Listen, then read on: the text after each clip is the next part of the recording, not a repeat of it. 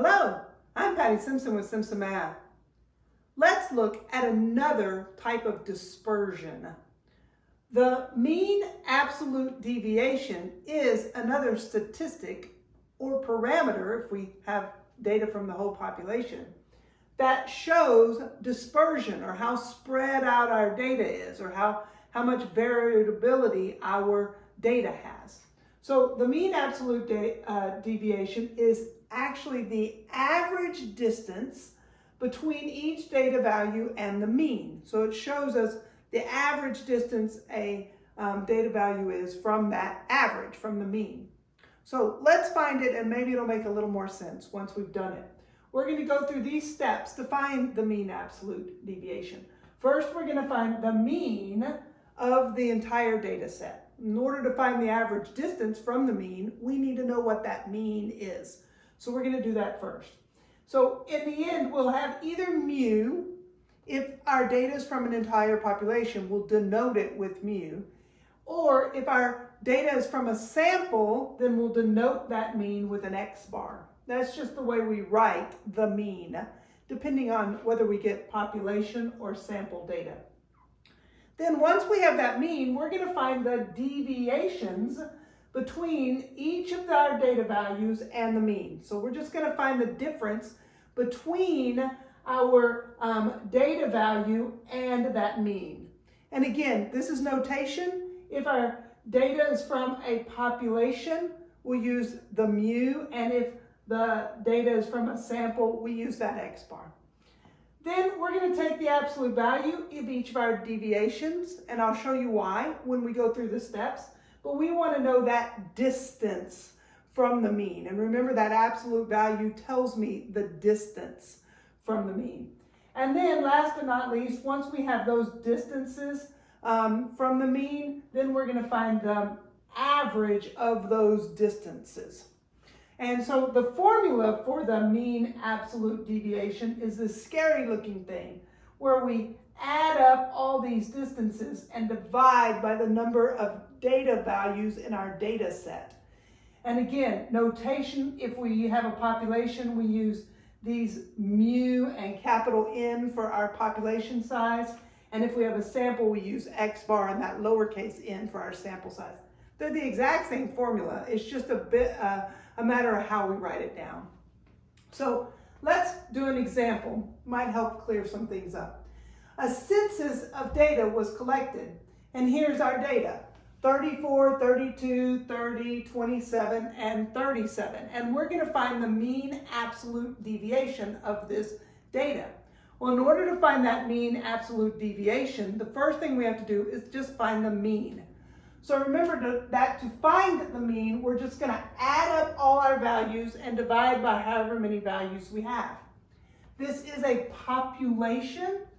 So since it's a population, I'm going to use that fancy mu just to tell people, hey, I got my data from a population.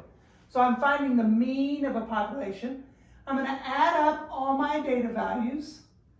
So we use that funny looking mu, but it's still, we're just finding the mean. So we just add up all our data values and then divide by however many we have. In this case, 1, 2, 3, 4, 5 data values.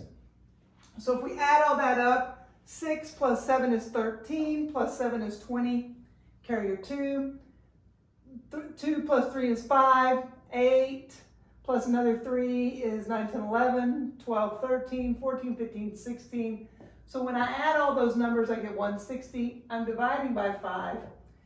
5 goes into 16 3 times with 1 left over. 5 goes into 10 2 times. So the mean of this data is 32. That's in the middle of it. If everybody shared so that everybody had the same amount, we would have 32 for everyone. So now our next step is to find our deviations from the mean. We want to find how far away they are from the mean. So we're just going to do some subtraction. In other words, I'm looking at this number line and I say, well, 32 is right in the middle of all these numbers. It's in the center because a mean is a measure of center. And I'm just going to see how far away is 34. Well, 34 is two spots away from 32. And how far away is 32? Well, it's right on top, so it's 0 spots away. And how far away is 30 from 32? Well, that's 2 spots away from 32. So to show that, I'm going to do this subtraction. And to help me keep things straight, I like to use this table. So because there's so many steps involved in finding this mean absolute value, I'm going to use this table to help me. The first thing I'm going to do is I'm going to write down my data just in the first column, just to help me keep things straight. So I'm just writing down those 5 data values. Then I'm going to subtract or find the differences between my data values and my mean to find the deviations. We call those deviations. So I'm going to take each one of my x's and I'm going to subtract my mean to find how far away or what the difference between those two are. Now we use this fancy little, so x means each one of these, but to tell the difference between this x and that x, we put a little I down here because he's x to the 1, he's x to the 2, he's x of 3, he's x of 4, you get the idea. So we just put that little I down there. So now I'm just subtracting though. 34 minus, well, my mean is 32, and that gives me 2 because he is 2 spots away from 32. What about 32? Well, 32 is right on top, so he's 0. What about 30? Well, 30 is 2 to the left of my mean, so it's a negative 2. What about 27? If I look at 27, well, he's 1, 2, 3, 4, 5, and he's to the left, so he's a negative 5 away from the mean. And then this 37 minus 32 is equal to 5. So if I go up here to 37, this guy is 5 spots away from it and to the right, so he's positive. Now, what I'm really trying to do with this mean absolute deviation is just find the average distance from these data values to our mean. So if I'm going to find the average distance, what I would do next is add these up and divide by however many there are. But let's see what happens when I add these up. 2 plus a negative 2 makes 0, and then a negative 5 and a positive 5 makes 0. So if I add that column together, I actually get 0. And that's going to happen every single time we find, or it should happen every single time we find these deviations. Because remember when we talked about the mean, we shared equally in order to find that mean. That mean is shared equally. So this guy had to give away 5 blocks to this guy in order for them to share equally, in order to get to that 32. And he had to give away 2 to this one in order for us all to end up with the same amount of blocks, or ramen noodles, whichever it is. So adding these up and dividing, we can't actually find the mean of that if we just do this subtraction, or if we just find these deviations.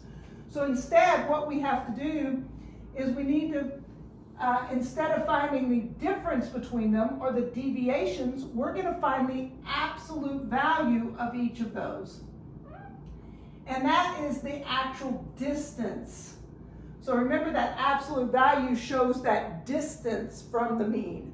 So the absolute value of 2 is just equal to 2. The absolute value of 0 is just equal to 0.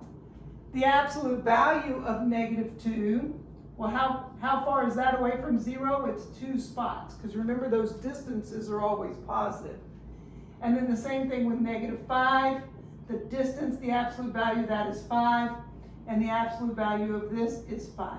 So now that we've found those distances, or the absolute value of those deviations, now we can find the mean, or the average distance that these are from that original mean, from the 32. And in order to find the mean of this, I just add them up. 2 plus 2, 2 plus 0 plus 2 plus 5 plus 5. And I'm going to divide it by the number of data values I have. So I'm literally finding the average distances. Or we call this the mean absolute deviation. In order to find that, once I have my deviations and I have that absolute value of those, I'm going to find the mean of those. So I'm just going to take 2 plus 0 plus 2 plus 5 plus 5, divide by the number of data values I have, 1, 2, 3, 4, 5. So I end up with 14 divided by 5, which is equal to 2, goes in there 2 times the 4 left over, so 2.8.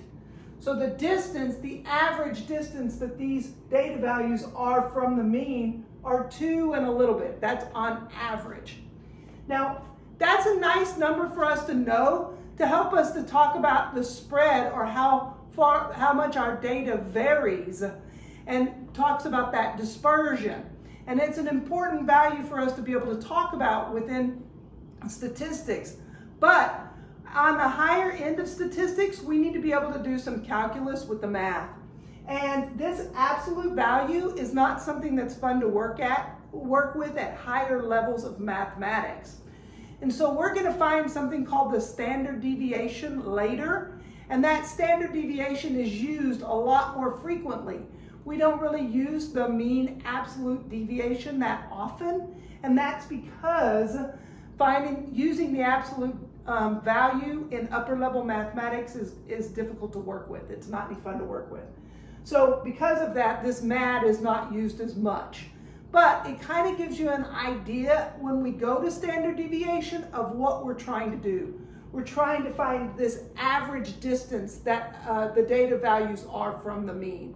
And it just tells us how spread out it is. So the larger this value, the more spread our data is. And the smaller the value, the closer our data is to that mean. Math made simple. It's Simpson Math. Thanks for watching.